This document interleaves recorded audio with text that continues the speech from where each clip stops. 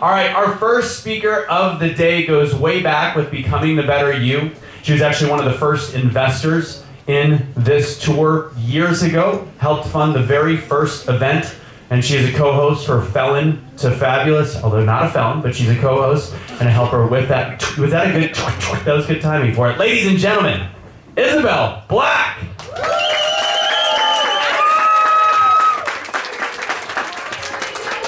So just for the record, I'm not a felon. But you know what? I could have been. I could have been. So I count my blessings every day. But welcome to the 2026 Becoming the Better You Tour. Yeah, let's give it up for BTBY.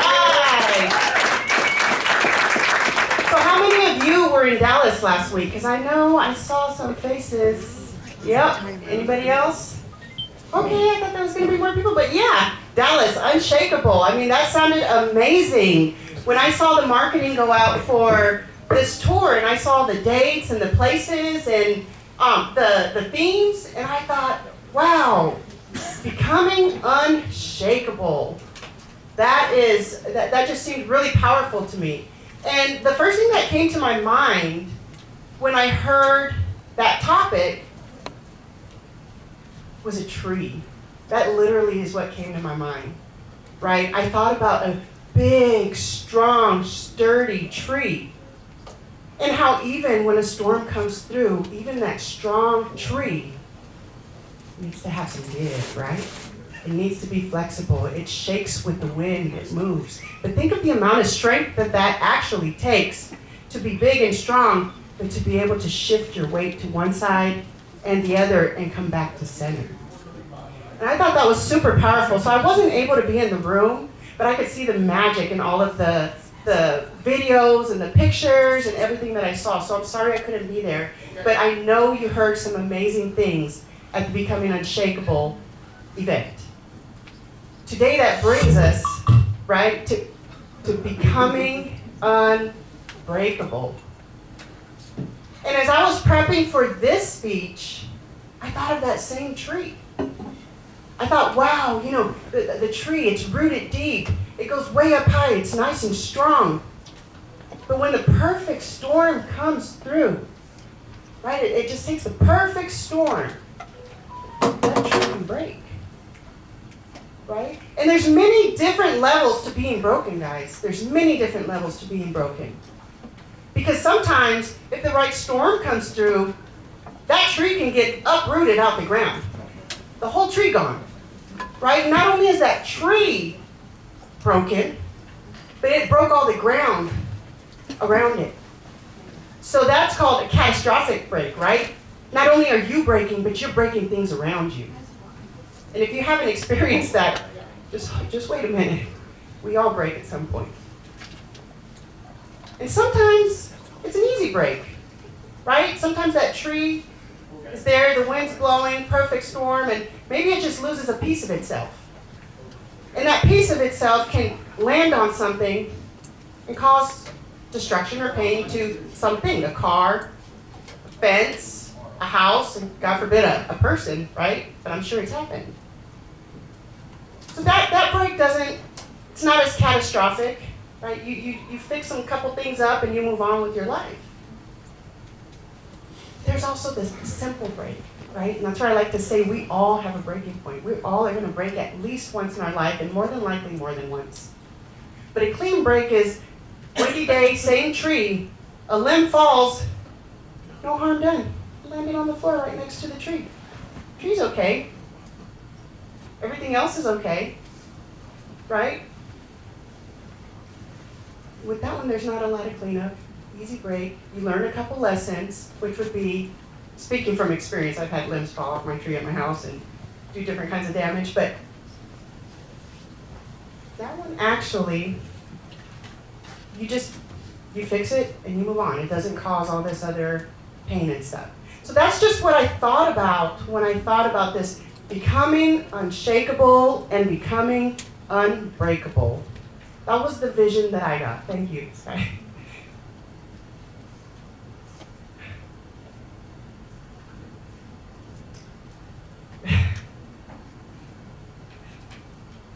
How many people in the room feel like they are flexible in life, that they have give in their life? Good, good. Because many of us don't. And I'll be honest, for a long time I didn't, right? I was in survival mode and I was trying to do everything right. So I had a list. And I wasn't going to deviate from that list. And the minute that my life took me off that list, I'd fall apart. I was in pieces. I was broken. And it didn't take much to break me. Again, because I lived in survival mode. So today's session, what I'm calling it, is scattered pieces. Because I have some people in the room who do know me, who have known me 4+ years. And they know that I actually like to go against the grain, right? I'm not one to just go with the flow most of the time. I'm flexible. But I like to go against the grain, and it's not to be disrespectful or to be disobedient or anything. I really do it because I like to bring, or I feel like it's one of my superpowers, to bring a different perspective, to bring a different way of existing, a different way of seeing, a different way of feeling, and a different way of being. Because becoming, right, becoming anything requires movement. You must first be, and then you must come. Or to believe, you must be, and you must leave something behind. So I want to tell you, Anthony told you that your journey starts tomorrow, but I'm telling you right now, your journey started when you said yes to coming to this event. So showing up here today, you have started your process of becoming unbreakable. Congratulations, give yourself a round of applause. So with today's session of scattered pieces, I want to guide everybody through a visual, and I am going to ask that you follow along with me, please. Now imagine that our lives were a jigsaw puzzle, okay? And the more complicated your life, the more pieces that are in this puzzle. So I want everybody to pick up their puzzle box right now. Pretend you have a puzzle, you're a puzzle. Pick it up and take a look at it, because on the cover, the picture, it's you, okay? And now the people who know me here know that my puzzle picture probably looks like this. You all follow me on social media, you know that's my pose. So look at the picture on your puzzle, okay? How do you feel about that picture, what you see?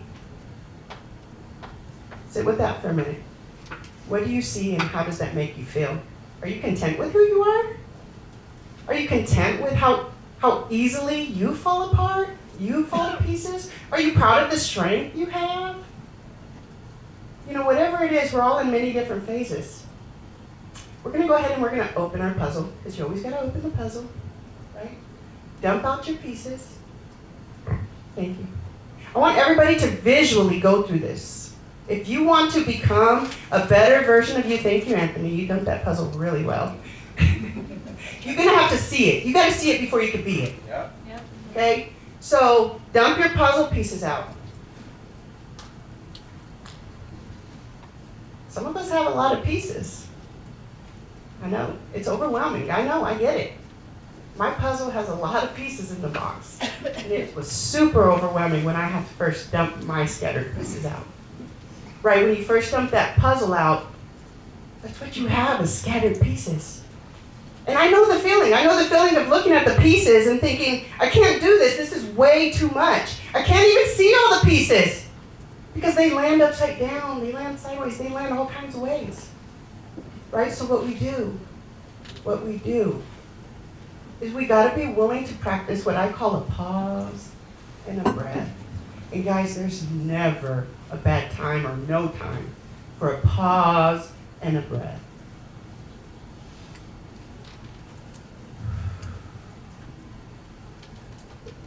After you breathe, I want you to start flipping those pieces, right? Right side up. Because you have to know, thank you, you have to know what you're working with. You got to be honest with yourself. What makes me me? After after you flip those pieces over and you're looking at all the pictures, all the parts, what's the first thing you do with a puzzle? I know what I do. What's the first thing somebody does? Edges. Edges. Yes. Does anybody in here do a puzzle any other way than separating the edges first? That's the easiest, the low-hanging fruit, right? It's what it's automatic. I could do this. I know what an edge looks like. So you separate all the edges. And the next thing I do is I separate the colors, right? But even when you separate colors, I might have my red pile over here, my blue, my green. They're all different shades of red. They're all different shades of blue, right? It's supposed to be complicated. It's supposed to be challenging. So you must always reference that box back to who am I as you're putting this puzzle together. And when you're working on a puzzle, I know for me, I start getting a rhythm. I start getting a groove. And I start putting pieces. I start being able to see the picture. I'm like, oh yeah, I could do this. But even though I get confident and I start feeling really good about myself, I'm like, I hit a wall. You just get to a certain point where you have to step away from that picture that's starting to present itself and move on to the next part. Because that just gets overwhelming at times. And again, guys, that's a pause, that's a breath, that's a shift. Sometimes we shift too. We gotta move. We gotta move to a different part, do some work over here, then we'll come back and complete this part over here. Because we know, right? If we stick to it and we don't give up, we're gonna complete the puzzle. We're gonna complete it.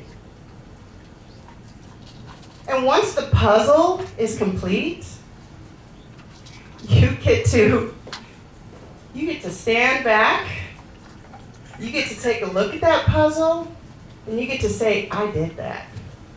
I put those pieces back together. I made that picture. Now that picture is an intentional picture, right? It's a picture of you, but now you know I put all the pieces in my life where they belonged. They're not scattered anymore.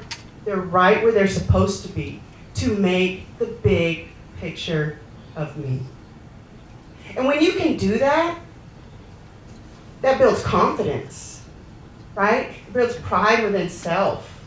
It makes you feel like you can do anything. So I encourage all of you to take a dive into your puzzle. Find out how many pieces are there. Find out what those pieces look like. And take the time to put that puzzle together. My puzzle wasn't always put together. For the majority of my life, I lived with my puzzle scattered. And I didn't have the mental capacity to even try to figure out where these pieces were and what these pieces meant, right? I got pregnant at 16. And immediately I focused on my children, giving them a better life, making sure they don't have the heartaches that I have in life, that they don't have to carry around the feeling that nobody loves them or nobody cares. And because my focus was on them and their feelings, I absolutely abandoned my own. So fast forward, 2017, my kids were basically grown. My youngest was getting ready to be a senior in high school. We already knew she was going to college, going to play softball or volleyball. She had a choice. And that's when it started setting in. That's when I started feeling like, what's next? What could possibly be next? If everything I had was given to my children and that was my why, what's next? I had no purpose. I found myself feeling like I had no purpose. And immediately when I started having those thoughts, well, God, I held on this whole time for my kids. And he said, well done. You did what you set out to do. Your kids are grown. Now what? I didn't know. I didn't know now what. I got scared. My thought was, how can I get out of this? How can I get out of this, God? I did so much work and invested so much time and gave so much of myself to my children for them to have a better life, and they still fell into being addicted to drugs. 2 of my children. Boy, talk about feeling like a failure. Who in the room has ever felt like a failure, but everyone around you is cheering you on? Woo, you're doing a good job. Keep going. Keep doing what you're doing. That was me. Yeah, I didn't end up in prison, like my family. Yeah, I got away from the cartel. I didn't want to be in trafficking, selling drugs my whole life and bring my children into that.